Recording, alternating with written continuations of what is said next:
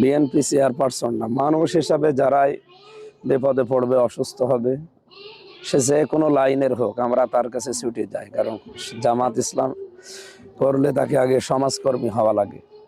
এই হিসাবে খালেদা জিয়া উনি তিনবারের প্রধানমন্ত্রী ছিলেন, অবৈধ না বৈধভাবে ছিলেন। আমরা অনেককে দেখি অবৈধভাবে থেকে প্রধানমন্ত্রীর দাবি করে, তো উনি বৈধ ছিলেন।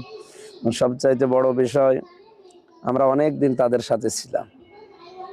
এই ৫৪ বছরের ভেতরে অনেক বছর তাদের সাথে একসাথে হয়ে রাজনীতি করেছি। তারা আমাদের সব বিষয় জানে, আমরাও তাদের সব বিষয় জানি।